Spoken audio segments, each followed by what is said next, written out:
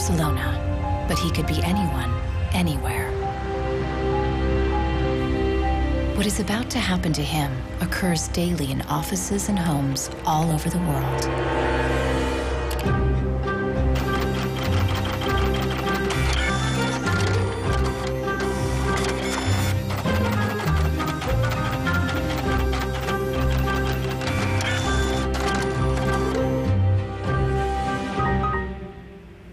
A part inside the printer has failed, and the manufacturer sends Marcos to technical support. El meu tècnic fa un diagnòstic previ, pero aquest diagnòstic ja són 15 euros més IVA. Seguramente será difícil encontrar las piezas para poder repararla. Realment, reparar-la no li surt molt a compte. Que reparar-la parlem d'uns 110, 120 euros. Tienes impresoras desde 39 euros. Jo t'aconsellaria que miressis impressores noves. Així que, sens dubte, jo em compraria una nova, It's no coincidence that all three shopkeepers suggest buying a new printer.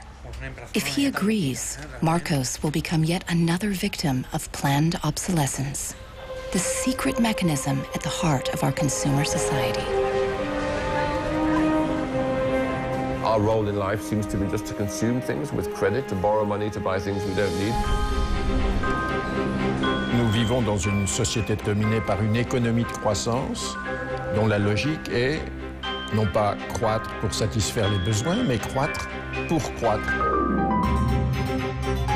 So if the consumer does not purchase, the economy is not going to grow. Planned obsolescence. The desire on the part of a consumer to own something a little newer, a little sooner than is necessary. This film will reveal how planned obsolescence has defined our lives ever since the 1920s, when manufacturers started shortening the lives of products to increase consumer demand. Also hat man sich gedacht, dann beschränken wir einfach die Lebensdauer auf 1000 Stunden. We will find out how designers and engineers were made to adopt new values and objectives. Was back to the drawing board and come out with something that was more fragile. They time those things. They time them, so when you finally paid for them, they're used up. A new generation of consumers has started challenging manufacturers. Is it possible to imagine a viable economy without planned obsolescence, without its impact on the environment? Posterity will never forgive us. Posterity will suddenly find out about the throwaway lifestyles of people in the advanced countries.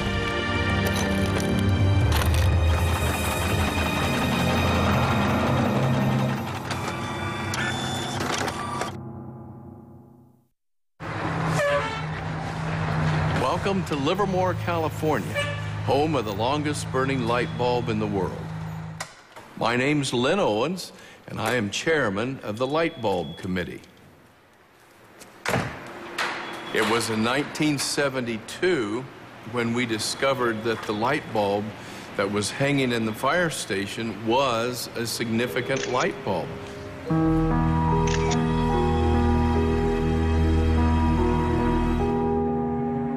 The light bulb at the Livermore fire station has been burning continuously since 1901.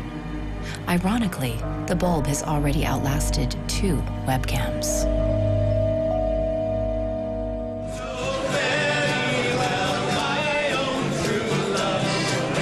In 2001, when the bulb was 100 years old, the people of Livermore threw a big birthday party, American style. I think we were hoping if we would get 200 people, we'd be happy, and we ended up with 800 or 900 people showing up. One nation, under God, indivisible, with liberty and justice. Do you think that anybody would sing happy birthday to a light bulb? Well, we didn't think they would, but they did. Happy birthday, dear light bulb. Happy birthday to you.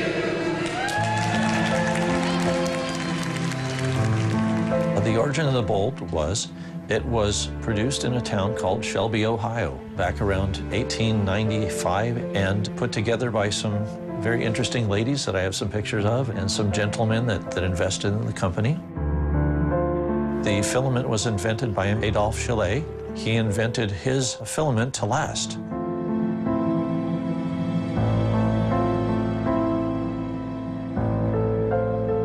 Why does his filament last? I don't know. It's a secret that he made and that died with him. Chalet's formula for a long-lasting filament is not the only mystery in the history of the light bulb. A much bigger secret is how the humble light bulb became the first victim of planned obsolescence. Weihnachten 1924 war ein ganz besonderer Tag. In einem Hinterzimmer in Genf trafen sich einige Herren in Nadelstreifenanzügen, um einem geheimen Plan nachzugehen.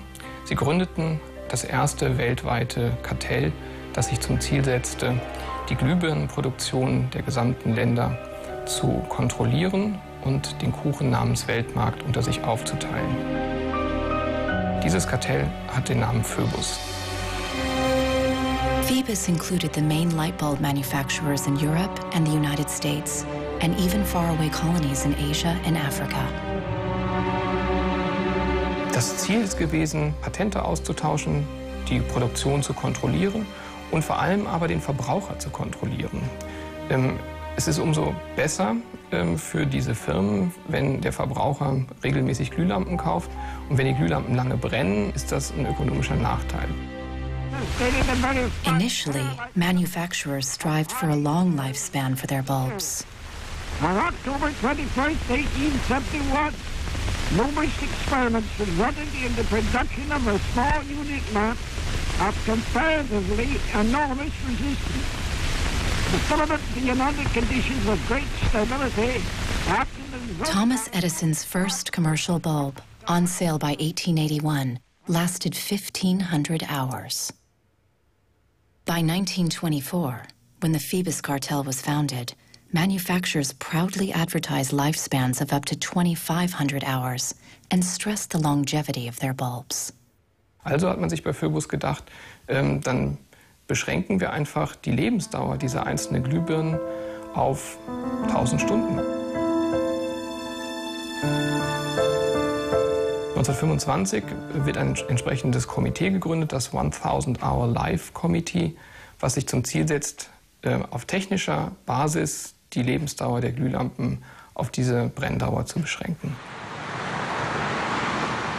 More than 80 years later, Helmut Hüge, an historian from Berlin, uncovers proof of the committee's activities hidden in the internal documents of the founding members of the cartel, such as Philips in Holland, Osram in Germany, and Compagnie des Lampes in France. Hier haben wir ein Kartelldokument, da steht: The average life of lamps for general lighting service must not be guaranteed, published or offered for another value than 1,000 hours.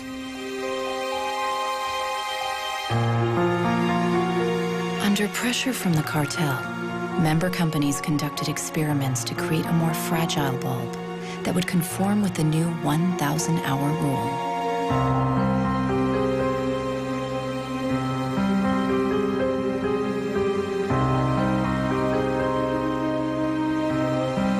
Bulb production was monitored rigorously to make sure cartel members complied. Eine Maßnahme bestand beispielsweise darin, einen Prüfstand zu errichten, in dem viele kleine Sockel zu finden sind, in die dann wiederum einzelne Exemplare aus verschiedenen Produktionsreihen eingeschraubt wurden. Und Firmen wie Osram haben dann genauestens protokolliert, wie lange diese Lampen brannten. Phoebus enforced its rules through an elaborate bureaucracy. Members were fined heavily if their monthly life reports were off the mark.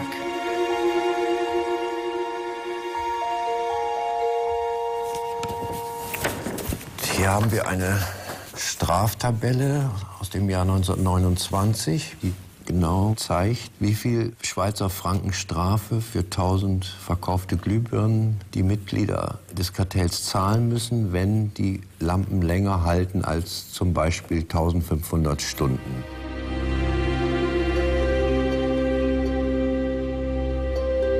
As planned obsolescence took effect, lifespans fell steadily. In just 2 years, they dropped from 2,500 hours to to less than 1,500 hours. By the 1940s, the cartel had reached its goal. 1,000 hours had become the standard lifespan for bulbs. I can see how this was very tempting in 1932. I think at the time, sustainability was actually substantially less of an issue because I don't think they looked at the planet as being one with finite amount of resources. They looked at it as from an abundance perspective. Ironically, the light bulb has always been a symbol for ideas and innovation, and yet it's one of the early and best examples of planned obsolescence. In the following decades, inventors filed dozens of patents for new light bulbs, including one lasting 100,000 hours. None of them reached the general market. Offiziell hat es ja Phöbus eigentlich nie gegeben, wenn auch diese Spuren der Öffentlichkeit nie ganz verborgen gewesen sind. Die Strategie dahinter ist, sich in bestimmten Zeitabständen immer wieder umzubenennen. Dann heißt es mal internationales Elektrizitätskartell, dann mal wieder irgendein anderer Name. Entscheidend ist, dass diese Idee als Institution natürlich weiter besteht.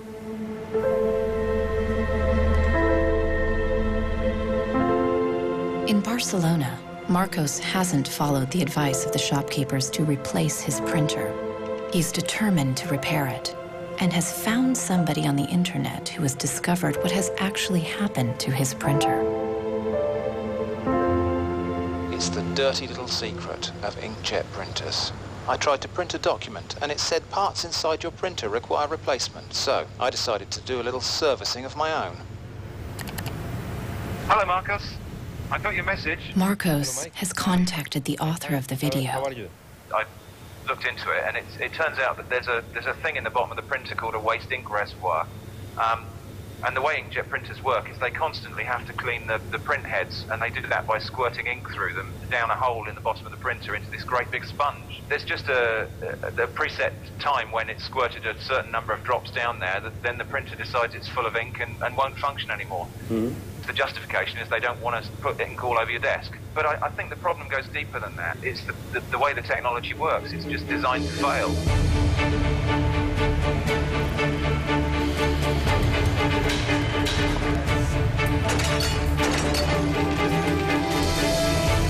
Planned obsolescence emerged at the same time as mass production and the consumer society. The whole issue with products being made to last less long is part of a whole pattern that began in the Industrial Revolution, when the new machines were producing goods so much more cheaply, which was a great thing for consumers, but consumers couldn't keep up with the machines. There was so much production. As early as 1928, an influential advertising magazine warned that an article that refuses to wear out is a tragedy of business. In fact, mass production made many goods widely available. Prices fell and many people started shopping for fun rather than need. The economy was booming.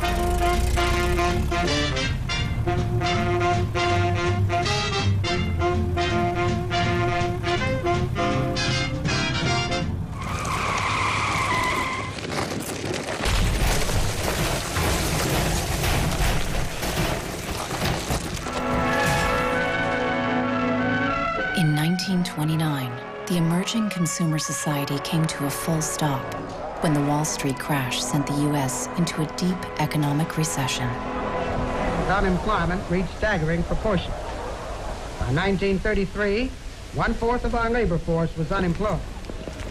People no longer queued for goods, but for work and for food. From New York came a radical proposal on how to kickstart the economy again. Bernard London, a prominent real estate broker, suggested ending the Depression by making planned obsolescence compulsory by law. It was the first time the concept was put into writing.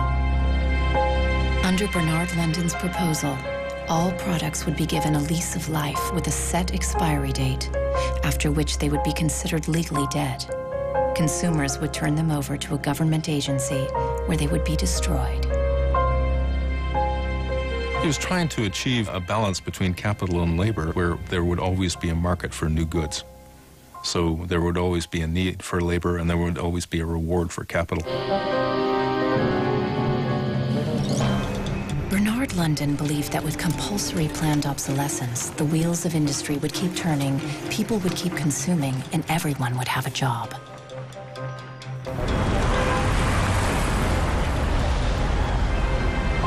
Giles Slade has come to New York to investigate the person behind the idea. He wants to find out if for Bernard London, planned obsolescence was purely about profits or about helping the unemployed. I have a picture of Bernard London. Dorothea Weitzner remembers meeting Bernard London in the 1930s during a family outing. Don't tell me which one he is. And let's see. Oh, isn't that interesting? Yes, definitely intellectual looking. And you met Bernard London in 1933. When I was about 16, 17, my dad and mother had this big Cadillac car, which was the size of a Zeppelin. Mother was driving like a chauffeur. Dad was in the front, and Mr. and Mrs. London were in the back of the big limousine. Dad said that Mr. London should explain his philosophy to me. He's a very interesting man. And he just told me in a few words that that was his idea to reduce the Depression. We were in an economic mess, worse than today even. He was obsessed with this idea. Like an artist is utterly obsessed with his paintings, you know.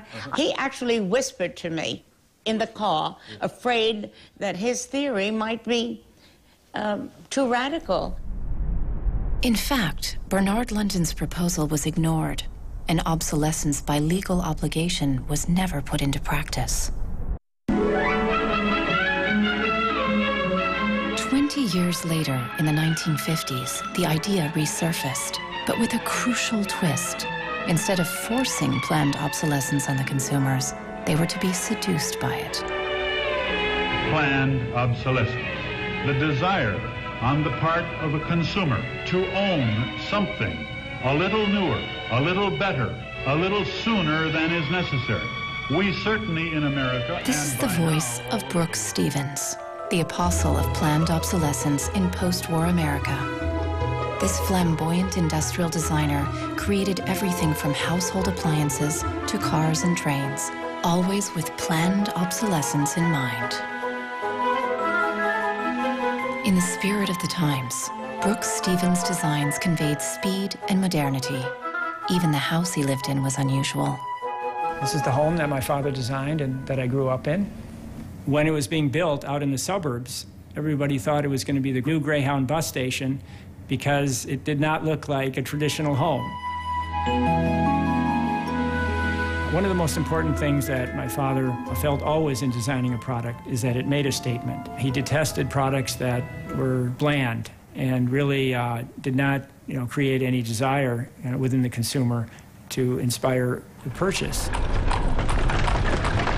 Unlike the European approach of the past where they tried to make the very best product and make it last forever, meaning you bought such a fine suit of clothes that you were married in it and then buried in it and never a chance to renew it, the approach in America is one of making the American consumer unhappy with the product that he has enjoyed the use of for a period, have him pass it on to the second-hand market, and obtain the newest product with the newest possible look. Brooks Stevens traveled all over the U.S. to promote planned obsolescence in speech after speech. His approach became the gospel of the time.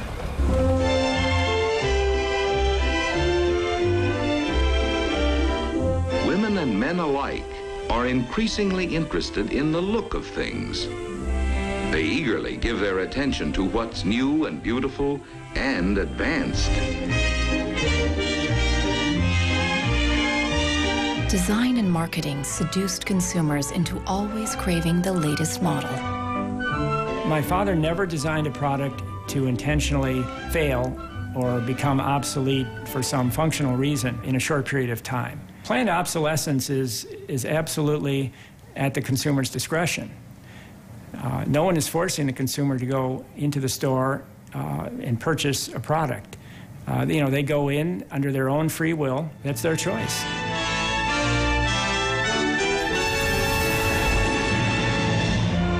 Freedom and happiness through unlimited consumption.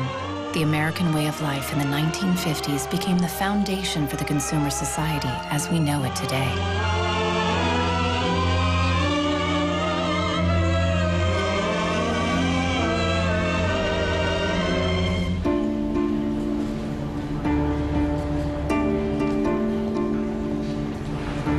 See, without planned obsolescence, these places wouldn't exist.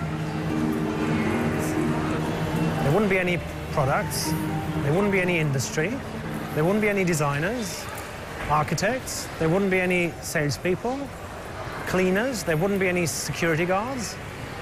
All the jobs would go. So how often do you change your mobiles?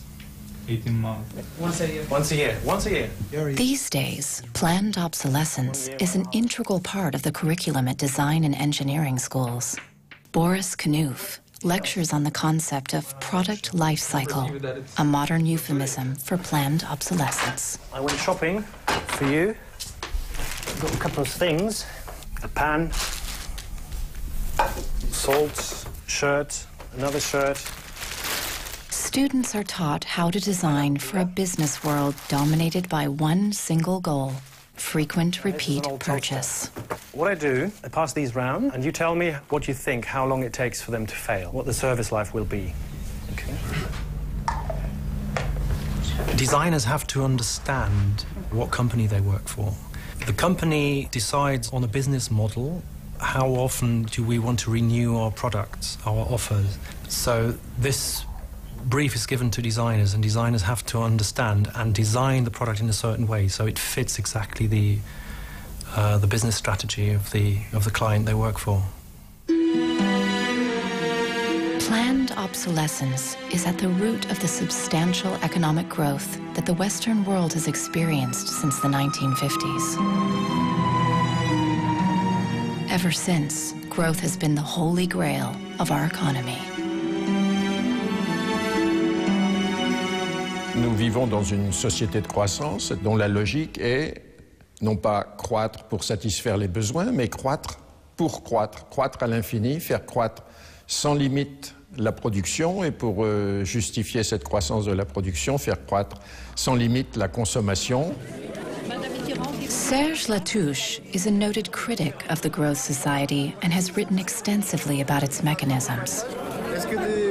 Au fond, il y a trois instruments fondamentaux qui sont la publicité, l'obsolescence programmée et le crédit.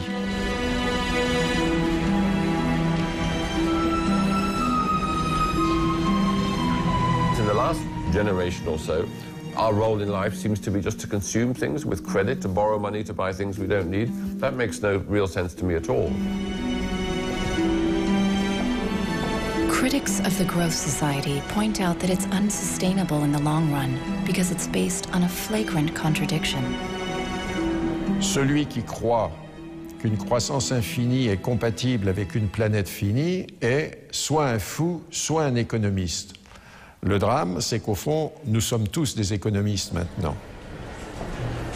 Why is it that a new product is created every 3 minutes somewhere in the world? Is this necessary? I think a lot of people have realized that things need to change when they're being told by politicians to go shopping or to start consuming as the best way to restart the economy.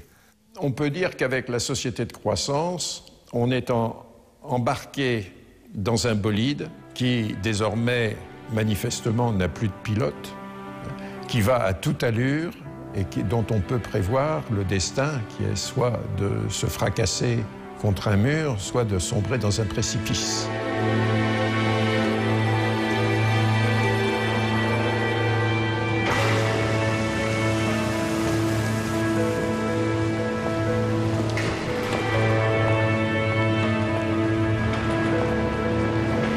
Looking at the service manuals of different printers, Marcos realizes that the lifespan of many printers is set by the engineers right from the start.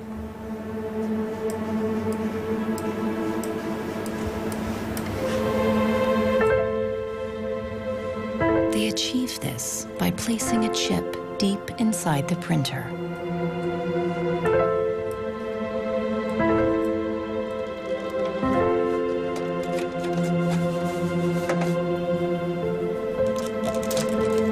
Hi he trobat el xip, que és una EEPROM, que és un xip on es guarda una compta d'impressions. I quan s'arriba a una determinada compta és quan es bloqueja la impressora i deixa d'imprimir.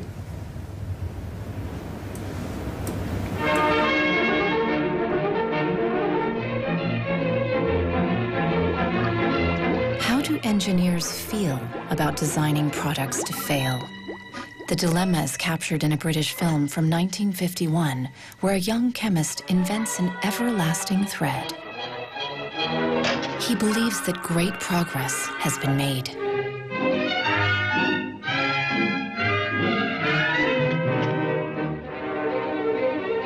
There he is! But not everyone is happy with his discovery, and soon he finds himself on the run, not only from the factory owners, but also from the workers, all fearing for their jobs.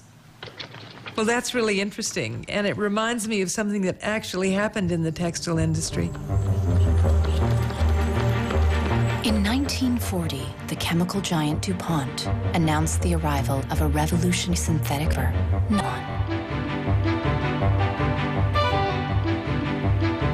Girls celebrated the new long-lasting stockings, but the joy was short-lived. My father worked for DuPont before and after the war in the nylon division, and he told me a story about how when nylon first came out and they were trying it out for use in stockings, the men in his division were asked to take these stockings home for their wives and girlfriends to try out. My father brought them home to my mother, and she was delighted with the first products because they were so sturdy. The DuPont chemists had every reason to be proud of their achievement, as even men touted the strength of nylon stockings. The problem was they lasted too long. The women were very happy with the fact that they didn't get runners in them. Unfortunately, this meant that the companies producing the stockings were not going to sell very many. DuPont gave new instructions to Nichols Fox's father and his colleagues. For the men in his division, it was back to the drawing board to try to make the fibers weaker and come out with something that was more fragile and would run so that the stockings wouldn't last as long. The same chemists who'd applied their skills to make durable nylons went with the spirit of the times and made them more fragile. The everlasting thread disappeared from the factory floor, just like in the cinema. We need control of this discovery. Complete control. If you want twice the amount in that contract, we will pay it. $250,000. To suppress it. Yes. How did the chemists at DuPont feel about deliberately reducing the life of a product? Must have been frustrating for the engineers to have to use their skills to make an inferior product after they'd tried so hard to make a good product. But in a way, I suppose, that's the outsider's view. Probably they just had a job to do. Make it strong, make it weak. That was their job. Engineers were in a really complicated ethical time. This confrontation with planned obsolescence provoked them to examine their most basic ethical concepts. There was an old school of engineers who believed that they should make a permanent, usable product that would never break. And there was a new school of engineers that were driven by the market who were clearly interested in making the most disposable product that they could. And this debate resolved itself by these new school of engineers taking over. Planned obsolescence did not only affect engineers. The frustration of ordinary consumers is echoed in Arthur Miller's classic play, Death of a Salesman. Just like Willie Lomax, all consumers could do was complain powerlessly. Once in my life, I'd like to own something outright before it's broken. I'm always in a race with the junkyard. Just finished paying for the car, and it's on its last legs. The refrigerator consumes belts like a crazy maniac. They time those things. They time them, so when you finally paid for them, they're used up. Little did consumers know that on the other side of the Iron Curtain, in the countries of the Eastern Bloc, there was a whole economy without planned obsolescence.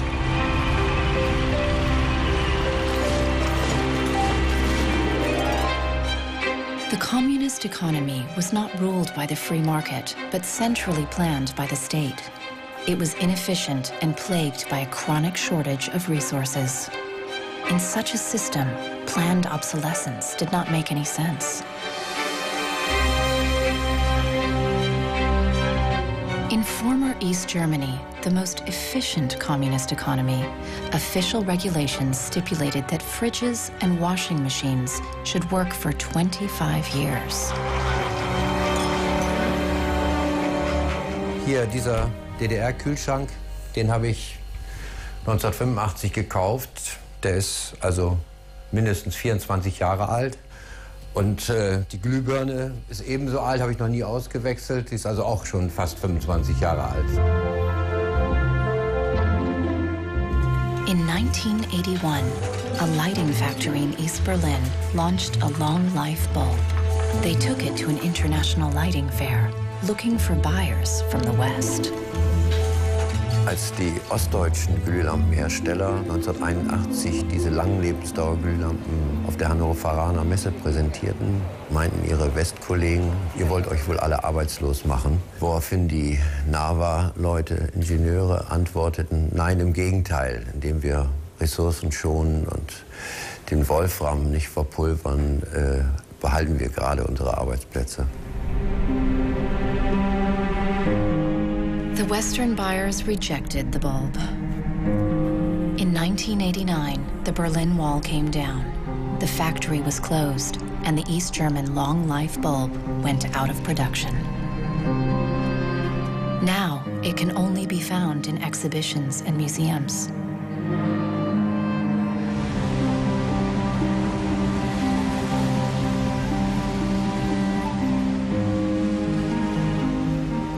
Years after the fall of the Berlin Wall, consumerism is as rampant in the East as it is in the West.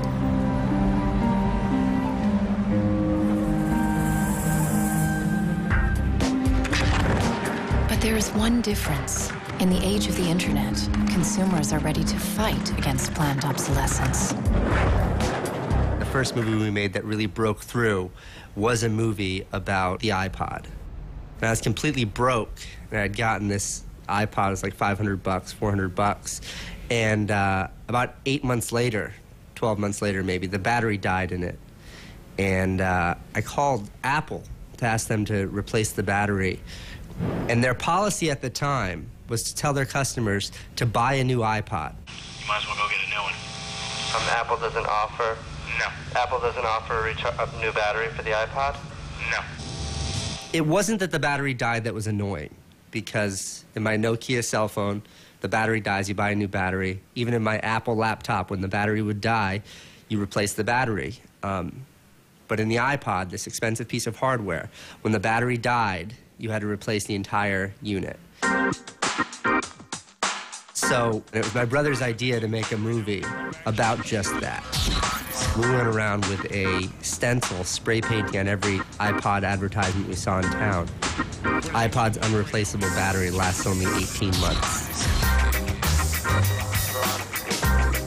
We put the video on our own little site, iPodsDirtySecret.com. In the first month, 6 weeks, it was at 5-6 million views.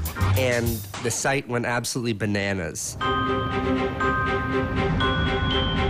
A lawyer in San Francisco, Elizabeth Pritzker, heard about the video and together with her associates decided to sue Apple over the lifespan of the iPod battery.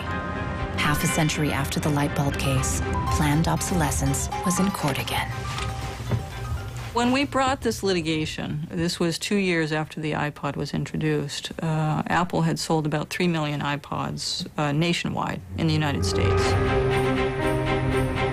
Many of the 3 million iPod owners were having battery problems and were willing to sue.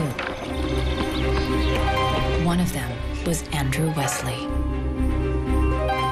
we selected from amongst the consumers who had called us individuals who would serve as representatives in a class action.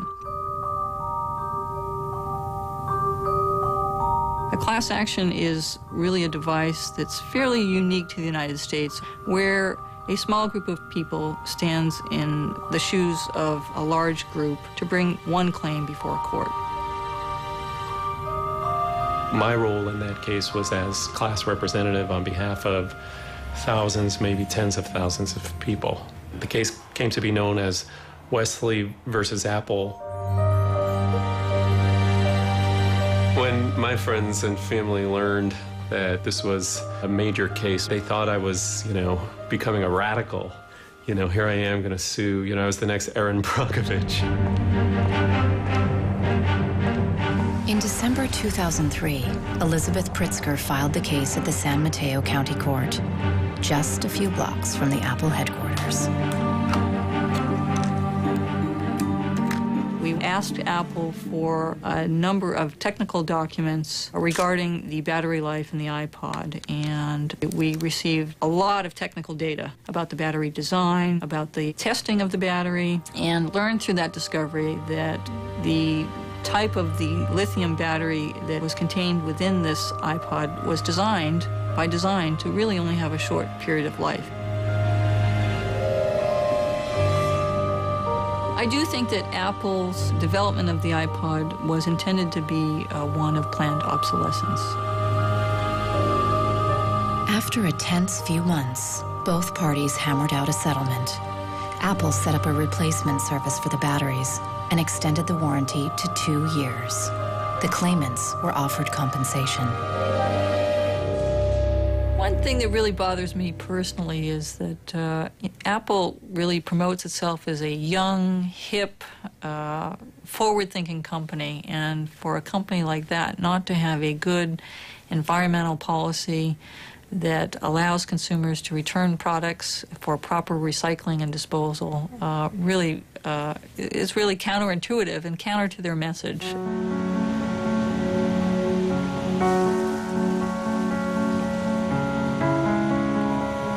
Planned obsolescence produces a constant stream of waste, which is shipped to third world countries, such as Ghana in Africa. It's been between 8 and 9 years now when I noticed that loads and loads of containers were coming to this country with electronic waste. We're talking about end-of-life computers, end-of-life television sets, which nobody wants in the developed countries. Shipping electronic waste to third world countries is forbidden by international law, but the merchants use a simple trick. They declare the waste as second-hand goods.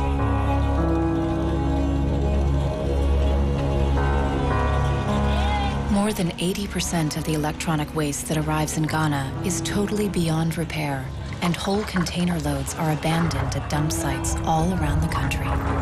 We are at the dump site here in Agbogloshi. In the past, we had this beautiful river called Odo River, that meandered its way through this area. It was teeming. In the past, it had so much fish. So we actually attended a school not very far away from here. So we'd come play football and hang around the river. The fishermen would organize boat rides, I remember very well. But now it's all finished, it's all gone. And that makes me really, really sad. And it makes me angry.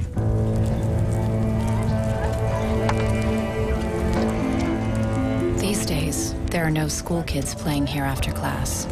Instead, youngsters from poor families come here looking for scrap metal. They burn the plastic-covered cables from the discarded computers to salvage the metal inside.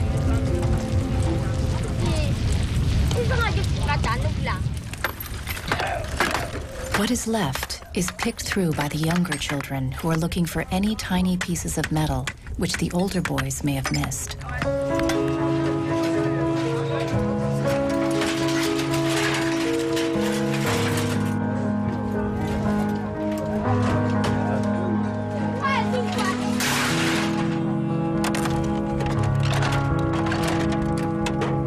Behind the shipments have said that, well, we're trying to bridge the digital divide between Europe, America, and then the rest of Africa and Ghana, of course. But the reality is that these computers that are sent here simply do not work. There's no point in receiving electronic waste when you cannot deal with it, more so when you did not produce it and your country is being used as the world's trash bin.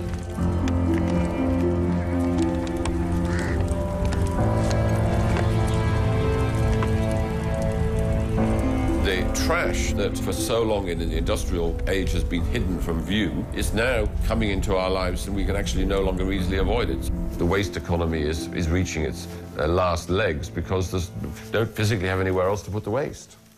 I think in the course of time, we've come to realize that the planet that we're living on cannot sustain that forever. There's a limit to natural resources, and there's a limit to energy resources that we have.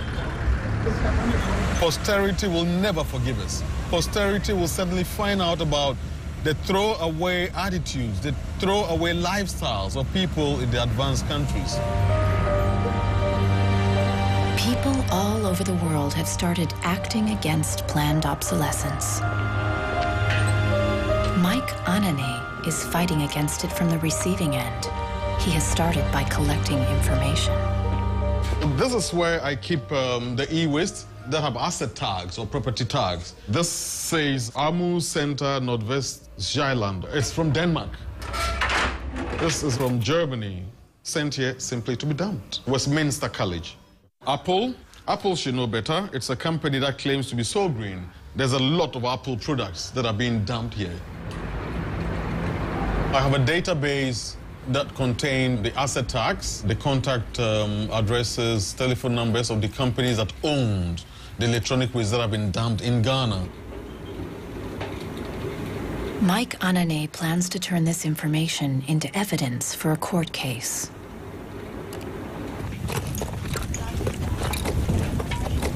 We need to take some action, some punitive measure. We need to sue people so they stop dumping e-waste in Ghana.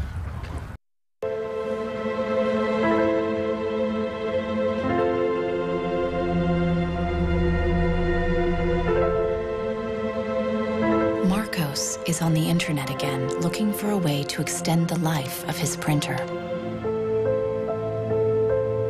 He has discovered a Russian website which offers a free software for printers with a counter chip. The programmer has even gone to the trouble of explaining his personal motivation. This happens due to bad construction. This is their business model. Not a good one for user and environment. So I looked and found a way to make user-friendly software to allow active users reset an input counter. Marcos doesn't know what to expect, but downloads the software anyway. From a small village in France, John Thakura fights planned obsolescence by helping people share business and design ideas which come from all over the globe. In all poorer countries, things are repaired automatically. The notion you throw a product away just because it breaks for some reason is completely unknowable and unthinkable, actually, to somebody in the South. In India, there's an actual word, jugaad, to describe this tradition of being able to fix things pretty much regardless of the complexity of it. We try to find people who are actively doing projects in the world rather than just talking about things or making abstract statements about how awful things are or what has to be changed.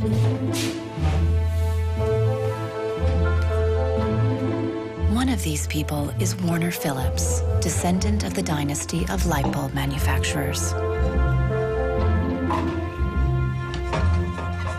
I remember my grandfather taking me to one of the Philips factories in Eindhoven to show me how light bulbs were mass manufactured in factories, which is very, very cool.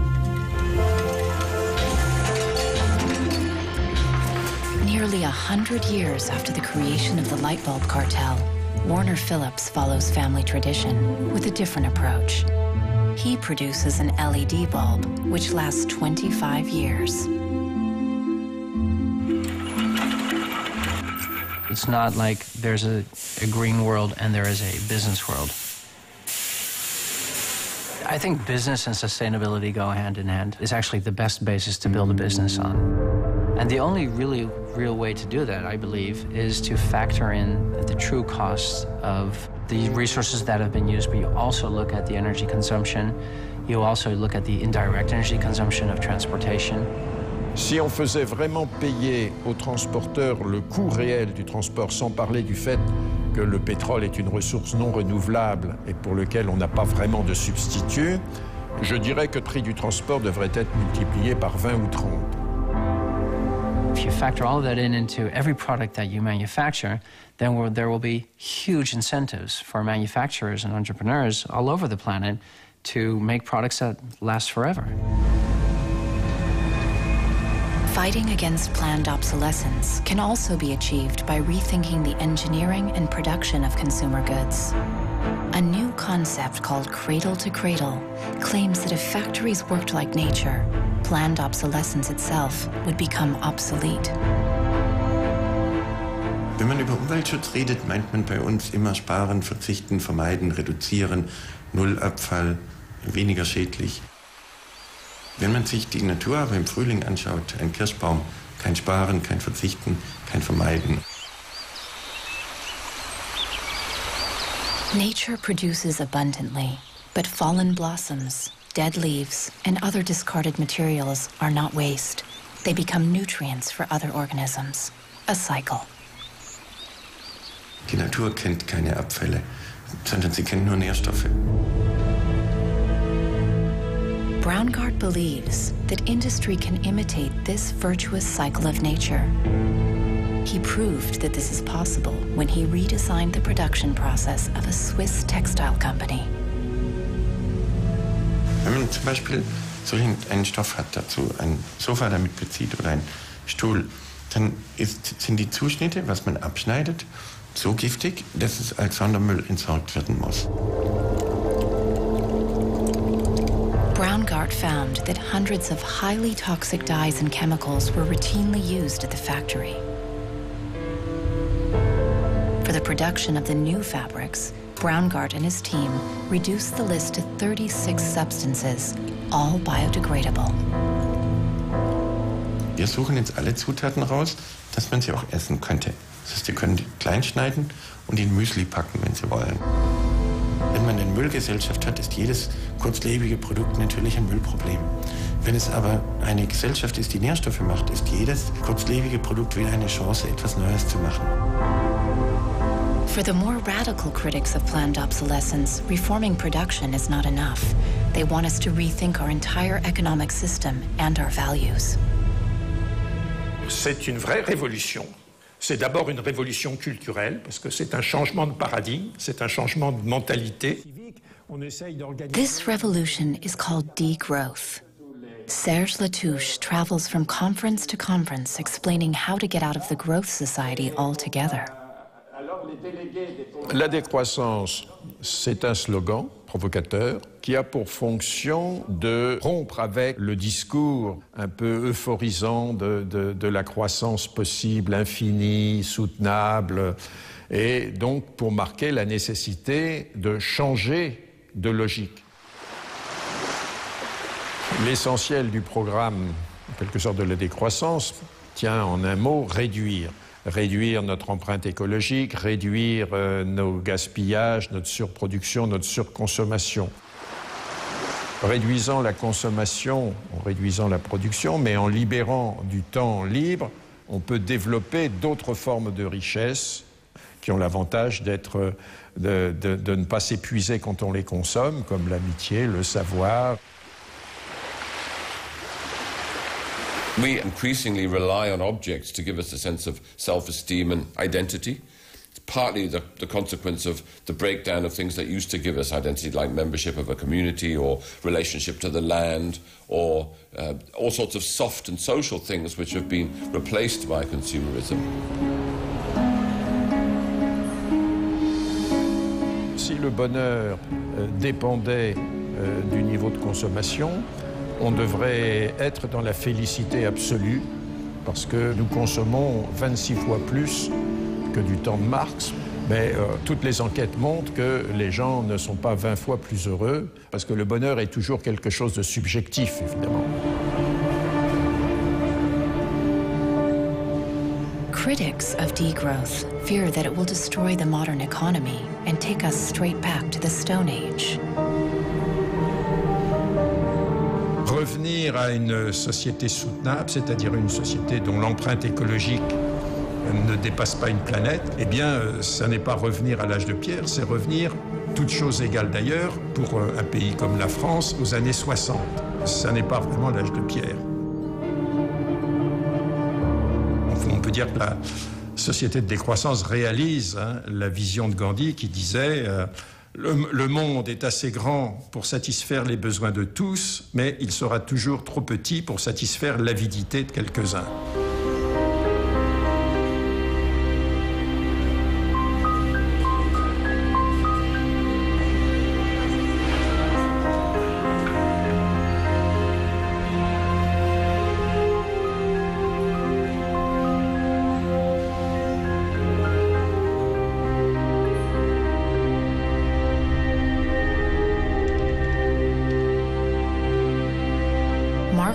Is installing the Russian freeware on his computer.